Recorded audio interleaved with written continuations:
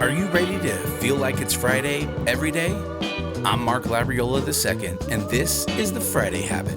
We interview experts to learn how to bring excitement, possibility, and sweet, sweet relief into every single day, no matter what day it is. If you're a small business owner, entrepreneur, or agency leader, get ready to grow your business, lead with purpose, and build a life you love. Welcome to the Friday Habit.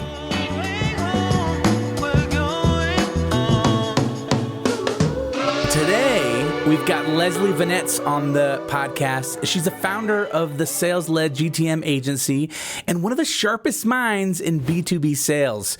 A LinkedIn top voice, 5-time top sales thought leader, and 2024 Sales Innovator of the Year, Leslie is a champion of sales strategies that are rooted in integrity and results. She's also an advocate for working with intention, not just hustle. And if you're looking to grow your pipeline without burning out, I think this episode's for you. So Leslie, welcome to the Friday Habit. Thank you. Thanks so much for having me. Super excited for the conversation. Yeah, me too. I mean, I'm looking forward. It's funny because when I was emailing you, I think you were like out of office, and I got this little email that was like, "Oh, I practice so and so's like deep focus," or what was that? Yeah. I have some pretty assertive out of office replies in all of my inboxes, like LinkedIn and all of my emails. That one specifically said, it may take a few days to respond to your email because I practice Cal Newport's deep work email methodology, which means that I don't just have my email open all day long, or like my Slack or my LinkedIn. I don't have all of these pieces of technology that, while amazing, are also just absolutely devastating our ability to focus on the strategic creative work that we should be focusing on. So I keep them all closed. Dude, that's awesome. And then the other one was you designed your business around a 4-day work week. I did. Yeah. I don't work on Mondays. You know, I shouldn't say I don't work on Mondays. Okay. I do not do revenue generating work on Mondays. So I meditate in the morning. I journal for like 2 to 3 hours. I read, I write, I, go to yoga, I go on hot girl walks. So it's not that I'm not doing work. I'm just doing work on myself, not directly on the business. But as anybody that's watching this that is a small business owner, freelancer knows that if you are not spending some time working on yourself, your business is going to feel the pain of that. Right. So what, well, first of all, how long have you been doing those things? And I guess the second question would be was it scary to start doing those things? That's a very valid question, because short answer is yes. Longer answer is I left corporate about 3.5 years ago. And I had been running the sales-led go-to-market agency on the side as like a side hustle passion project for a while. And so when I left corporate, I decided to give myself 3 months where I served the clients I had current engagements with, but I took on no additional work. So I was maybe doing 5 hours of work a week, right? Like for like pretty low volume. And I spent the rest of the time like doing breath work and meditation and therapy and journaling and just these like deeply holistic practices with the goal of trying to recover from burnout, because I was really I had experienced burnout multiple times, and I just did you come from really the sales? Did you come from the sales world, where it's like hustle, grind, crush? You have to meet these quotas, and you're just cold calling and cold emailing and lunches and dinners and late night, networking events, buying clients drinks. Were you in that grind? Yeah, I mean, we don't so much do the steak dinners and martinis anymore. But you're not wrong though. If you, if you think about the 80s, 90s movies of the Wall Street and the Glenn Ross, it's not like that. It's not that bad, but it wasn't too far from that when I started in sales, 17 years ago.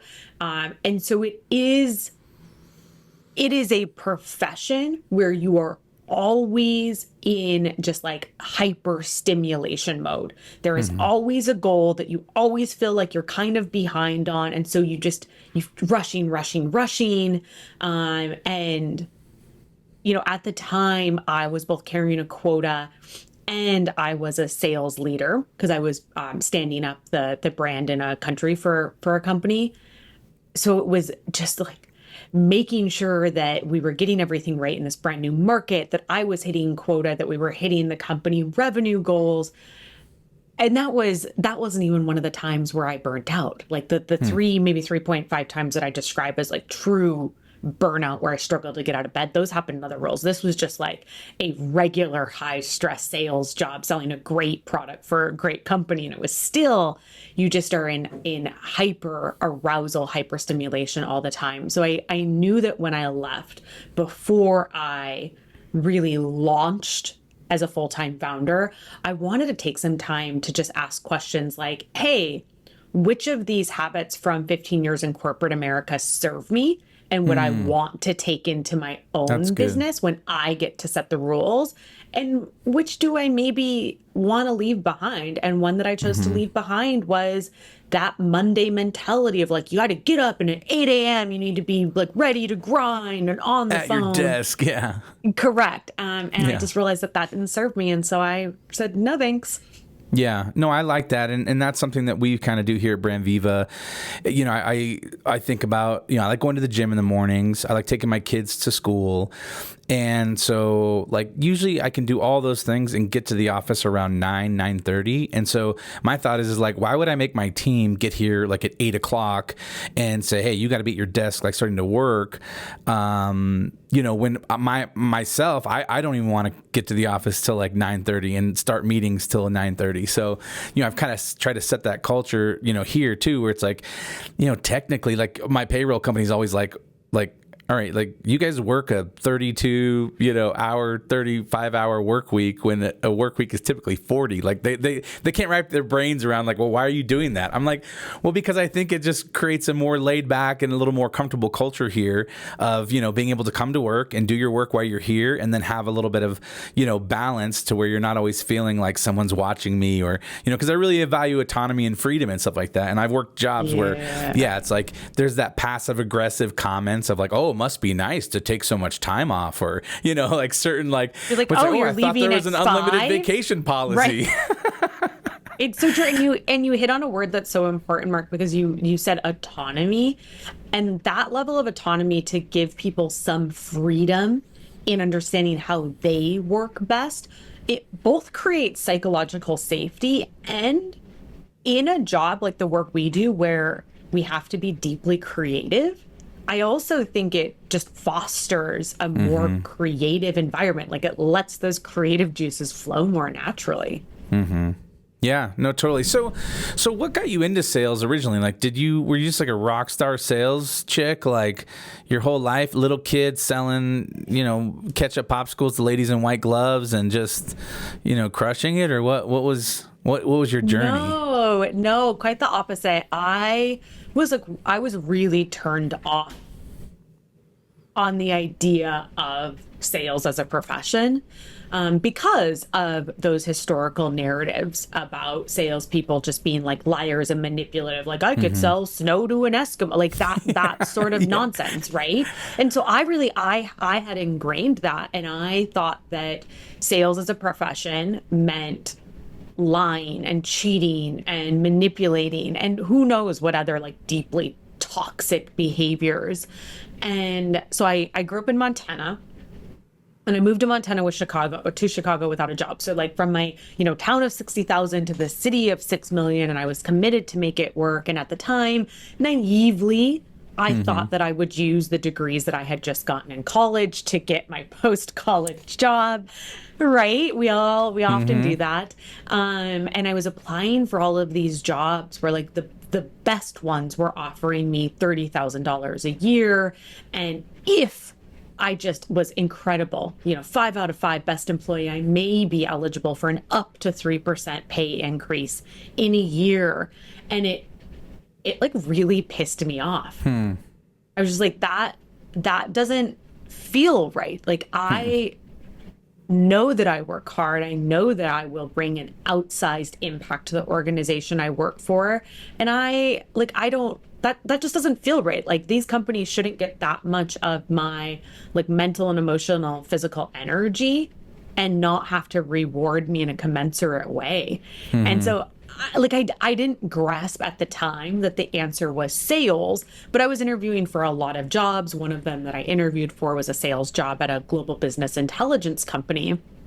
And in my head, I was like, I guess I could do this job for a little while until something like better, more respectable comes along. So I turned down the 30K jobs. I took a job with an $18,000 a year base, but with uncapped commissions. And honestly, Mark, I would say like in a couple of weeks, maybe like within 2 months, I went from like, ew, sales is so gross to, oh, I think this might be my calling. And the pivot was that I realized that the people that were having the most success were the ones that cared the most about helping people. And the folks that were failing, that were struggling, that were stressed out and unhappy were the ones that were trying those old school sales techniques of like the manipulation and the like nagging prospects and all of that. Well, yeah, it's funny to me too. Like some of those top sales books too from that are still kind of the top sales book. I think there's one, it's called like Spin or something like that. And then by Neil Rathman. Yeah, so I feel like there's a lot where some of those I've read, I just feel like, man, I feel like I'm using psychological techniques in order to manipulate somebody in order for them to make a purchase decision, Yeah, and that's quite funny. I actually really like Spin. Yeah. but to be fair to your point, like one of the most highly recommended books is not the Art of Negotiation. Why can I not think of Chris Voss's book? His masterclass is Art of Negotiation. His book is I don't know. Oh my God, people listening to this right now were like yelling. Yeah, they're like, oh, they're going to just blow up the comment section with like, it's this book. But so Chris Voss is a famous FBI negotiator, and he has this book, Never Split the Difference. Never Split the Difference is the name of it. I'm sorry, people who are yelling at me in the comments. But to your point, those techniques that he teaches can be used for good, or they can be used for evil. Right. Yeah, and it's so I just wonder what that is though, because it seems like you're preaching a lot of like clarity and integrity in sales, and it seems a little counterintuitive to so many sales strategies still kind of rely on confusion and pressure in order to close deals. Yeah. Well, I think a couple of things. One, I work in B2B. Like I spent my career in enterprise sales, which often in the B2C space you'll hear called like high ticket sales. And the customers that I primarily serve now are organizations that are at like the 30 million annual price point and above. So mature organizations. Mid-market. Yeah. And what I know to be true about B2B buyers, who tend to also be a more mature buyer because buying is part of what they do at their job. Like that is part of their profession. They're not putting up with that bullshit. Like they are not, they are not allowing. They see through it. They have a quick mental spam filter for a lot of those, like trying to steal their attention instead of earn their attention type of techniques.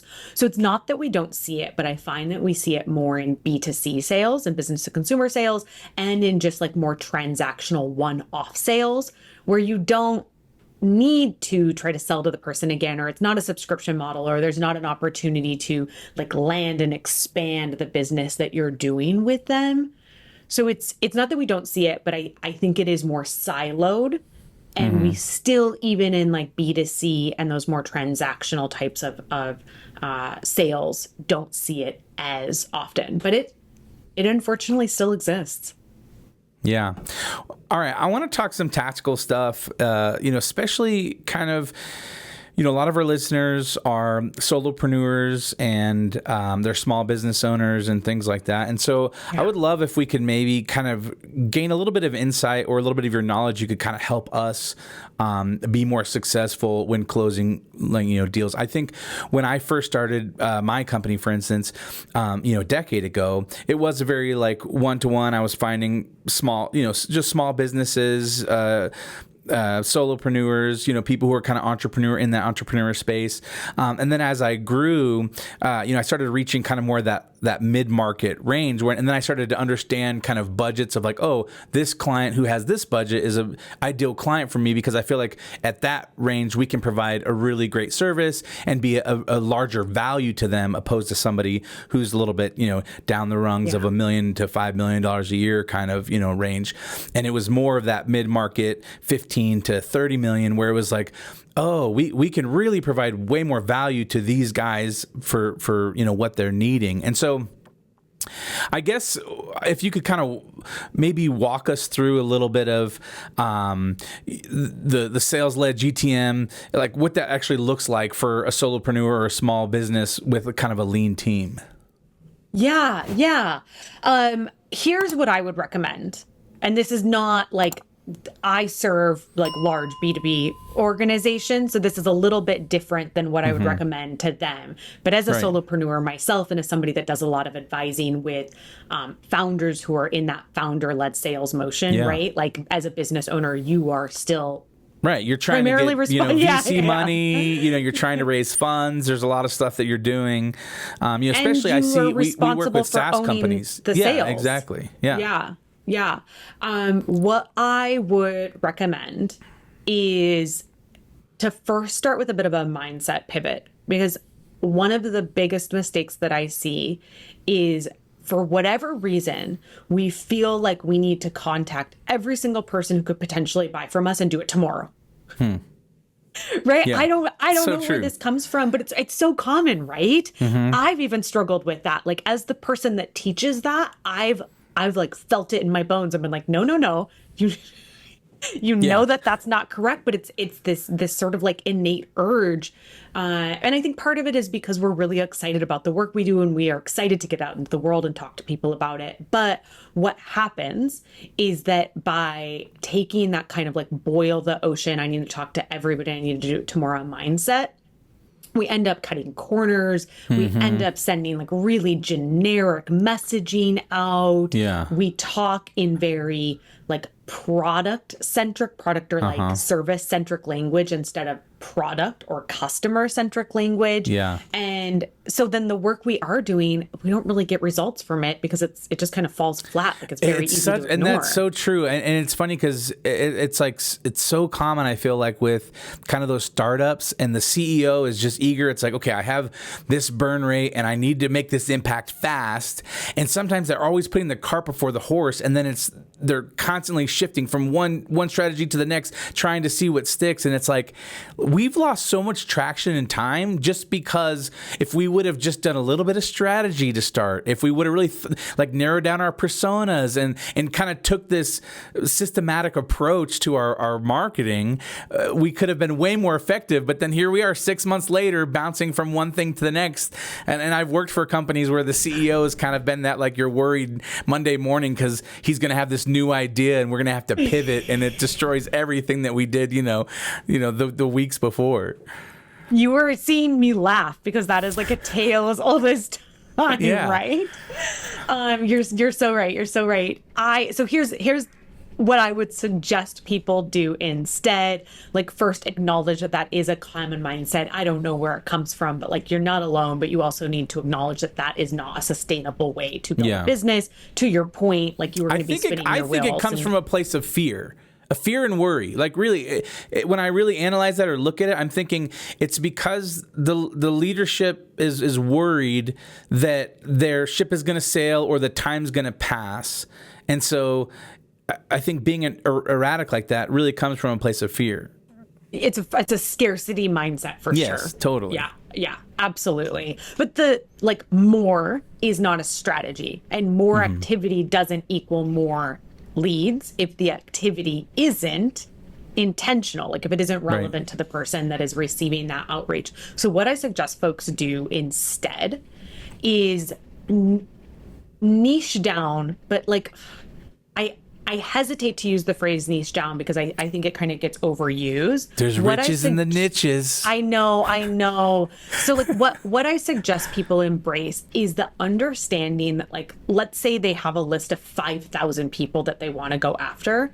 I'm not saying that you won't eventually reach out to all 5,000 people on the list, but what you need to do to start is say, how can I build some filters into this list that help me take a small subsegment, and maybe that is only 100 accounts to start, but I'm going to take that small subsegment and I'm going to reach out to them, because before I reach out, I'm going to take just a little bit of time to understand what matters to them. And the way to get there is by using firmographic filters. That's the easiest way. And firmographic filters, that's just a fancy way of saying like company revenue, employee count, geography, like funding type.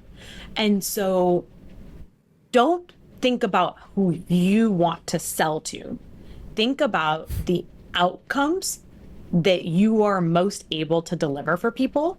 And then think about who would benefit the most from getting those outcomes, and then figure out what that type of account would look like. To your point, like you went up channel a bit because you realized that slightly larger organizations might have more budget or more complex needs. So I suggest that folks kind of figure out what some of those firmographic filters look like. I suggest at least five different firmographic filters. And then if you can, try to pair them with a signal. And so a signal might be, they just hired a new CEO. They just got an acquisition. They just got a new round of funding.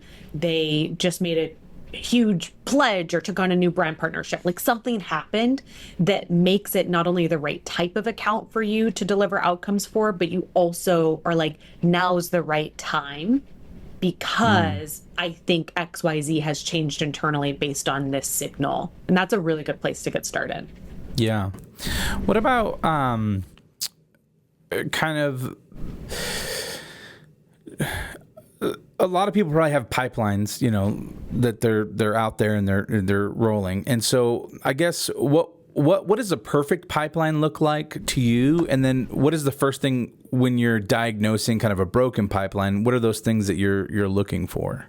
Yeah, I don't think there is a perfect pipeline, or at least I've never seen it. Yeah. But I think like to your question, a couple of things to look out for, anything that doesn't have a mutually agreed to next step. And so mutually agreed to next step means that there has to be some buyer initiated action. Obviously the best one is like there's a phone call on the books and the buyer has accepted the calendar invite. But it also could be, I sent a deck over because you're going to talk through it with your COO and you've committed to emailing me feedback after that discussion no later than the end of June. So it's like the buyer has committed to doing something. So it's a buyer initiated action. And then it also has a deadline. So anything that doesn't have that specific next step where you have a timeline and the buyer has, committed to doing something, that's a bit of a red flag. Anything that doesn't have something going on in the next 30 days, like you have not spoken to them in the past 30 days and there's like nothing planned in 30 days, that's a really big red flag. And I think people really struggle with that one because they're like, oh, but they said they're interested. Just because somebody said they're interested doesn't mean that they are ready to buy right now. And so it's important to distinguish between active opportunities that should be in your pipeline, people that have a need, they understand the need needs to urgently be solved, and they are going to resource against that. That's an active opportunity that should be in your pipeline. And there's a whole nother group of people that are like qualified, interested, you want to continue a chat with, but they're not committed to buying right now. Take those people out of your pipeline, nurture them. Like you still need to stay in communication with them and stay top of mind and show value and build rapport, but that doesn't necessarily need to be in an active selling motion or in like a buying process. And I would say though, if I think about pipelines, those are the two biggest red flags that I see that muck up people's pipelines. Nice. And so then the GTM strategy, what do you say as far as like, at what point should someone like, or a business invest in building out like a true, GTM strategy? And then how does someone identify like, okay, we're ready to do this?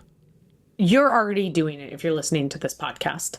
I would bet. Like you may not be calling it a go-to-market strategy. Yeah. You may just be thinking like, how do I build a list of accounts for people to contact? Or like, how do I decide if I should spend money on sales or spend money on marketing?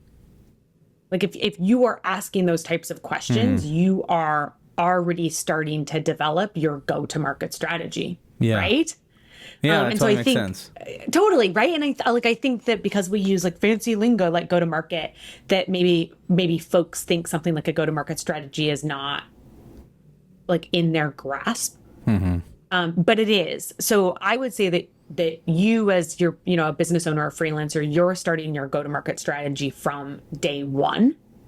And my call to you would be to treat it like a strategy. To like not just ask those questions in your head, but like ask them on paper and make maybe like a pro and con list on sales versus marketing. And if you invest the same amount in each, what outcomes would you expect and on which timeline? So I would like just be a little bit more deliberate in how you are considering and responding to the types of questions that are maybe already floating around in your head.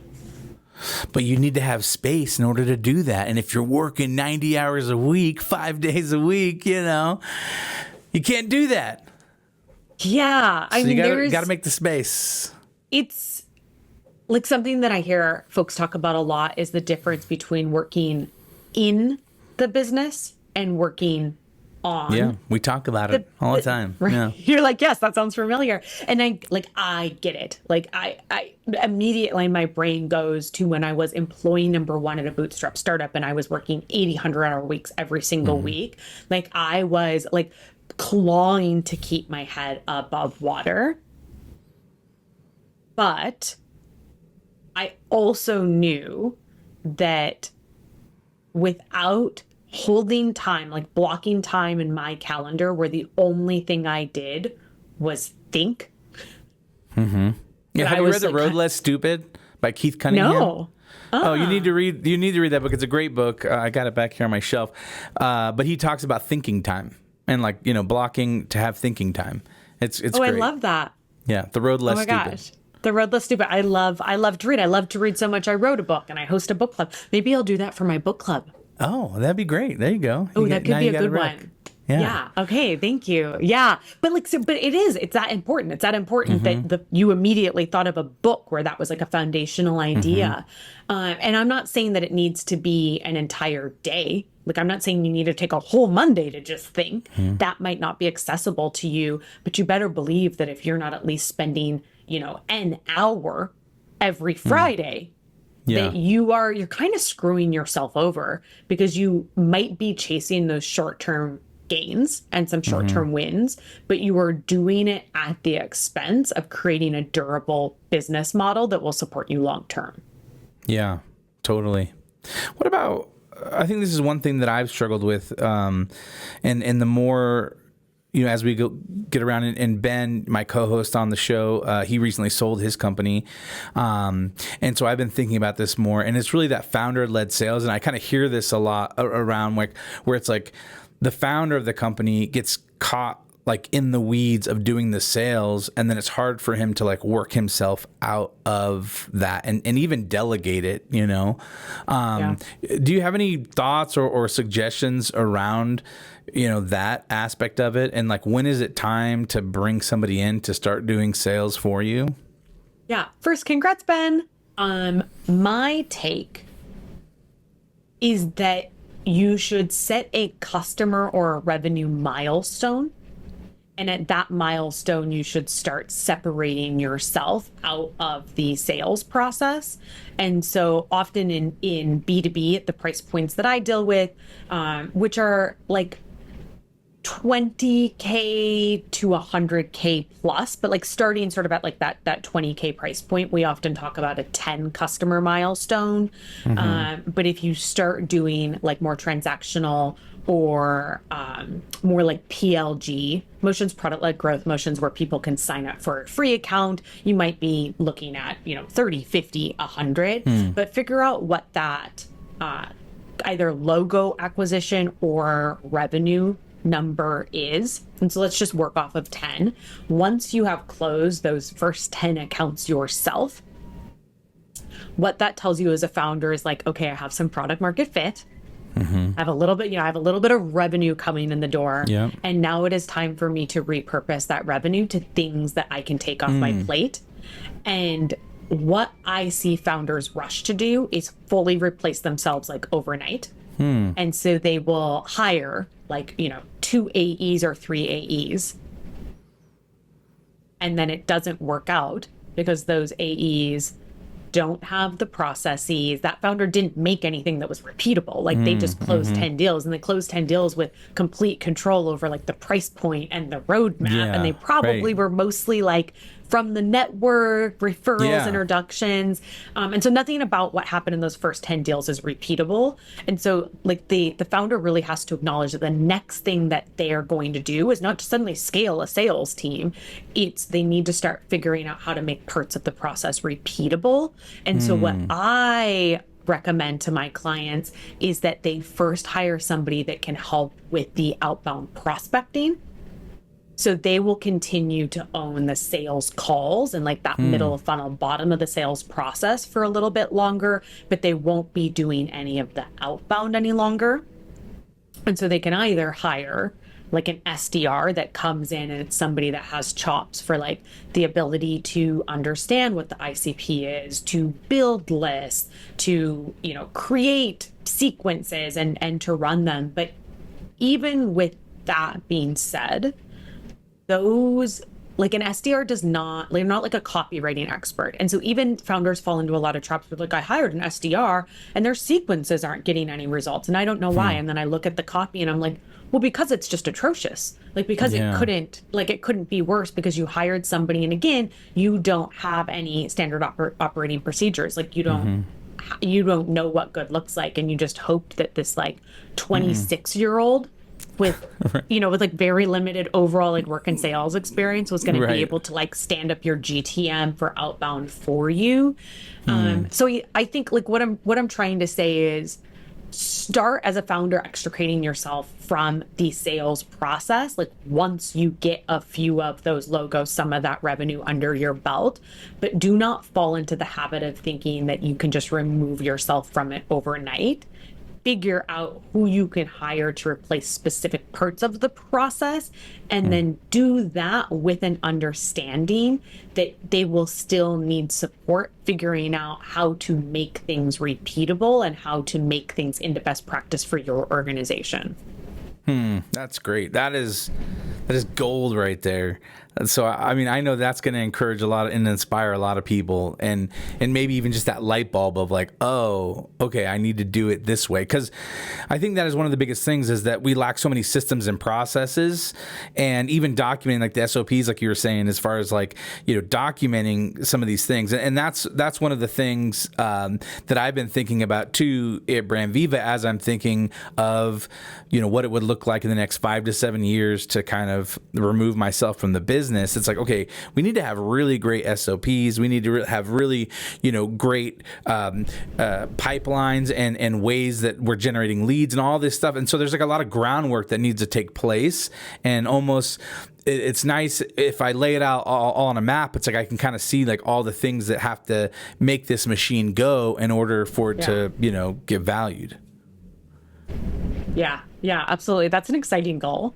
Yeah. I think it is exciting, and I'm excited for it, and I know that a lot of people in our audience, it's kind of like you start doing something because you have a skill set or a certain ability, and then you kind of wake up in the trenches still and thinking like, what's my exit strategy? Or like, I think in our space, I figured out earlier on like that, man, this like hyper creative, you're like running and gunning, you're doing all this stuff. Like this is kind of a young man's game, So for me, it's more about like, okay, I need to be able to spot talent now. I've kind of worked myself into a way of like, all right, I need to be able to spot talent and then learn how to lead people well in order to get them in the right seats on the bus and continue to grow the business. And so I've kind of always thought about like, okay, what's next for me? Because I can't in my mind think like, oh, I'm always going to be the best at this one thing that helped me get to where I am.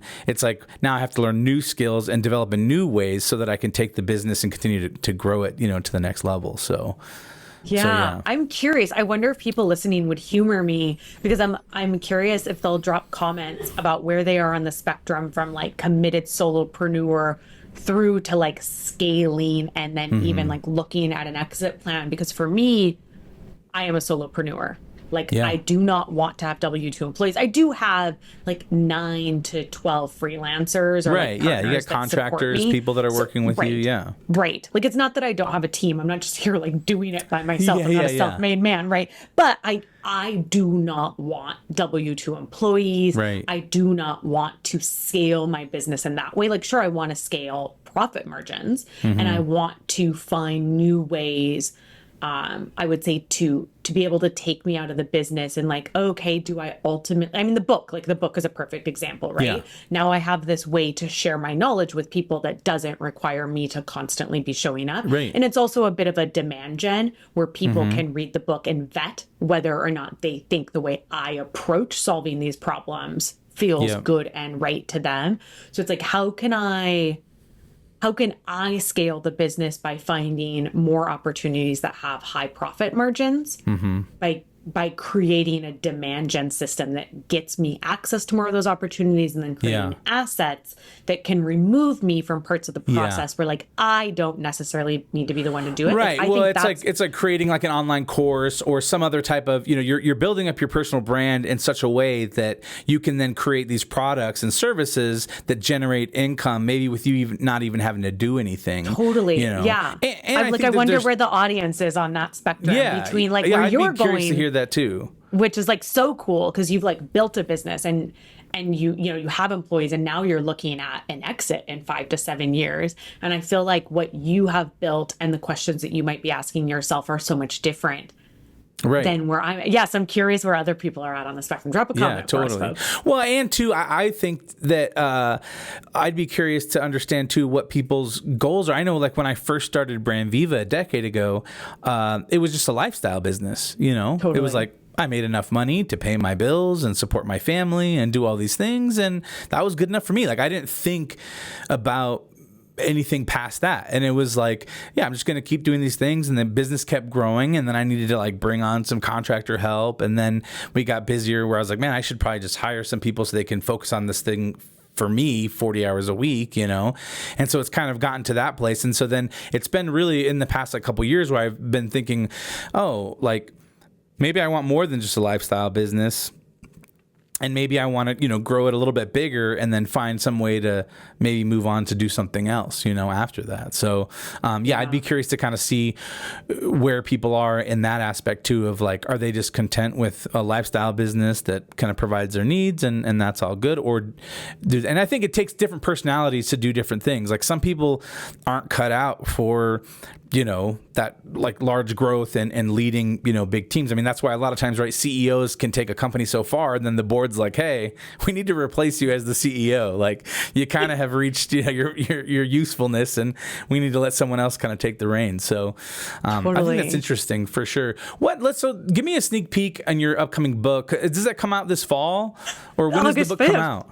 August 5th. Okay, yeah. So we're like on the cusp of it coming out here. We're on the dang cusp. Yeah. Oh my gosh, it's just like it's crazy. I can't I wrote a book. That's so, and it's called Profit Generating Pipeline, right?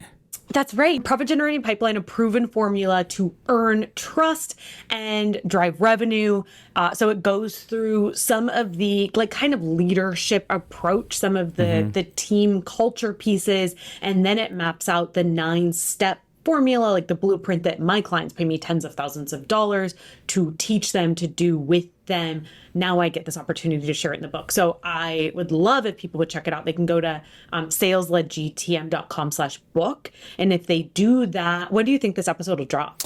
This, we're probably like several weeks, but I feel like with your book coming out, I'll just tell the team to make sure that it launches like, right before. So.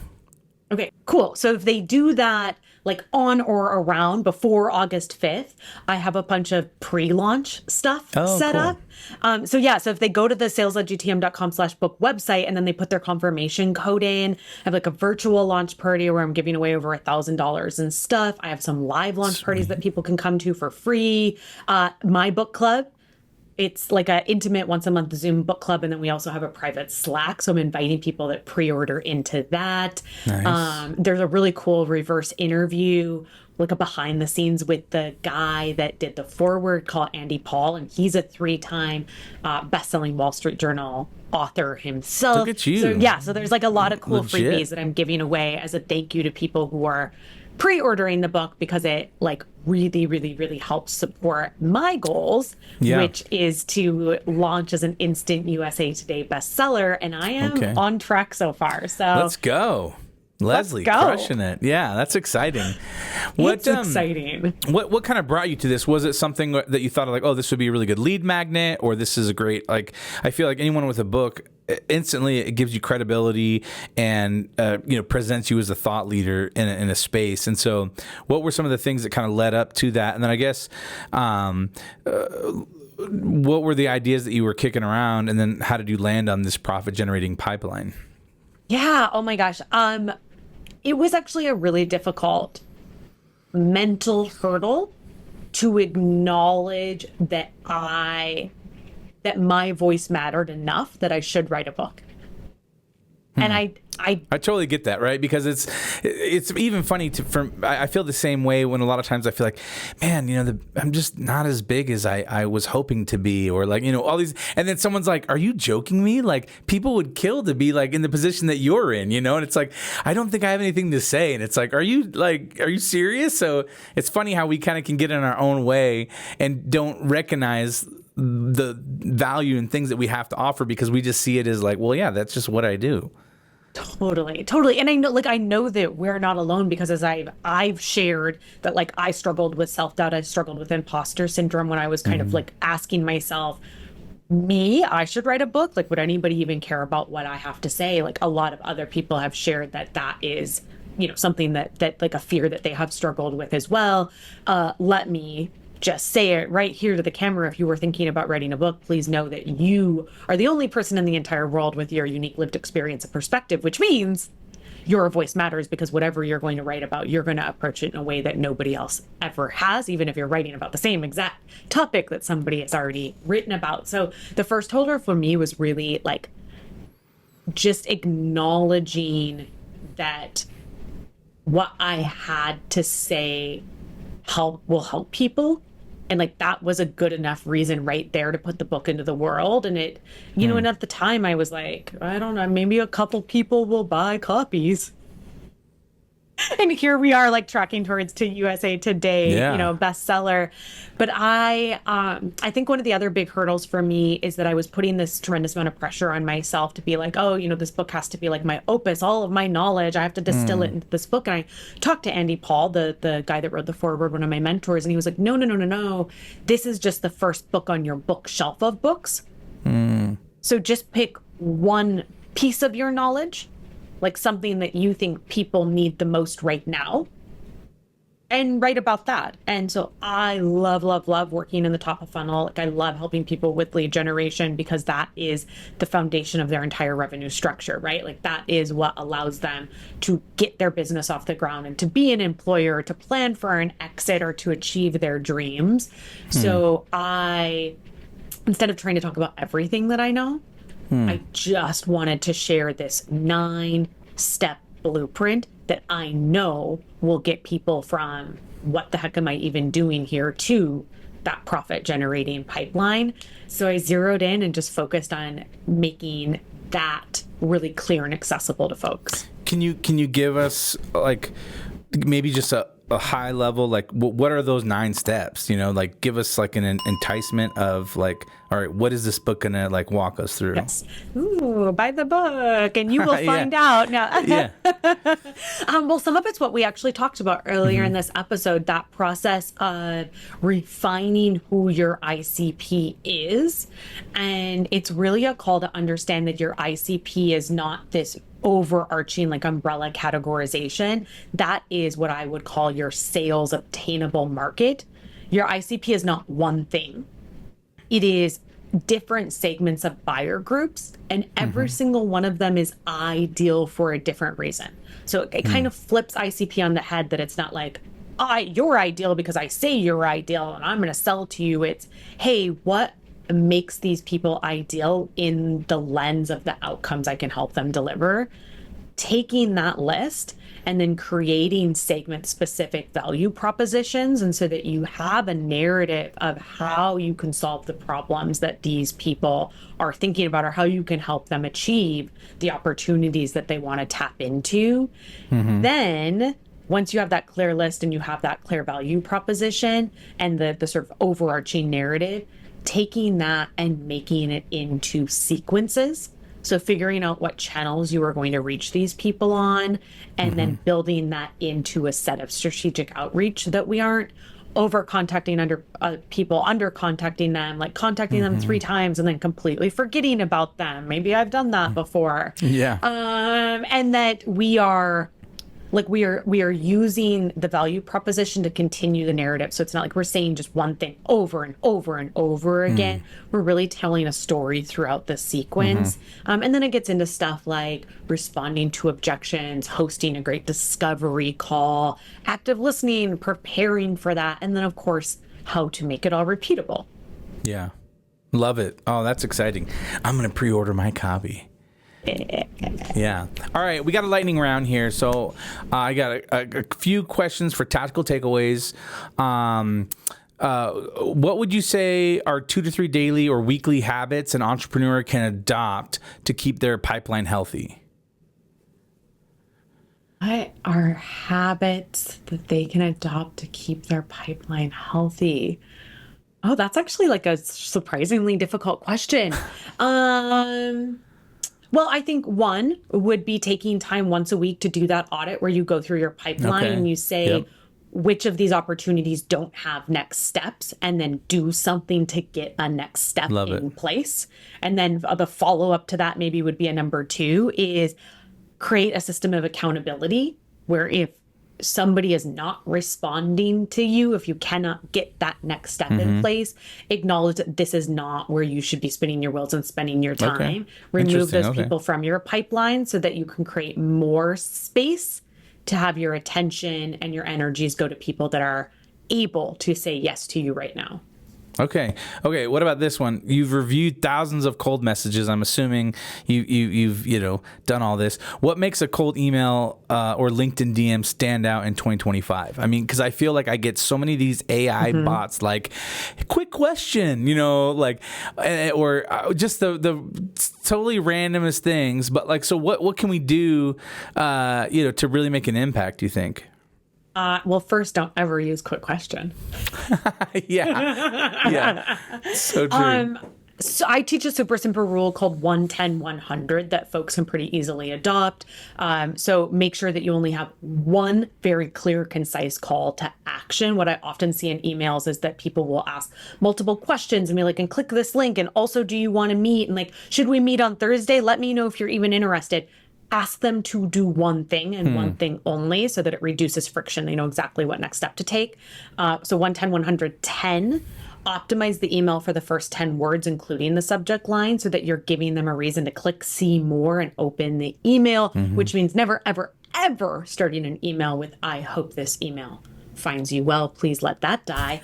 And then 100, everything that we write needs to be like short, simple, punchy, optimized for mobile. So when you're writing cold outbound emails, keep them 100 words or less. So 1, 10, 100. Love it. That's great. All right. And then lastly, how do we balance personalization with scalability in outbound sales? Yeah, the answer is relevance. The only way to balance personalization with scalability is to deeply, deeply index on relevance. If you are building systems, unless you are selling something that is like $100,000 plus, where you just like don't need to sell very many of them to get it done, stop doing contact level personalization in every single piece of outreach. It's simply not scalable, and you don't need it if it's relevant. Love it. Leslie Venetz, everybody. She's the best. Thank you so much for hanging out with me. This has been very enlightening and enjoyable. So if people wanted to connect with you and follow you, I mean, I LinkedIn, you're crushing it on LinkedIn. You're always posting valuable content and whatnot. So definitely, I'm assuming follow you on LinkedIn. But where else can people connect with you and find more and then pre-order your book? Yes. So the book, obviously, salesledgtm.com/book, and make sure that you go back and you enter your confirmation code to get your freebies. I am chronically online on LinkedIn, but I'm also on YouTube at B2B Sales Coach. So if you are already watching this on YouTube, just pop over and subscribe. Love it. Head over there. And thank you guys so much for listening to The Friday Habit. You can go to thefridayhabit.com to find show notes for this episode. You can always find links to our websites and ways to get in touch. But at the bottom of the page, you can download our guide to the Friday Habit system, which is going to show you how to set aside one full day each week dedicated to working on your business instead of always in your business. You can email us at hello@thefridayhabit.com. And until next time, remember, live every day like it's Friday.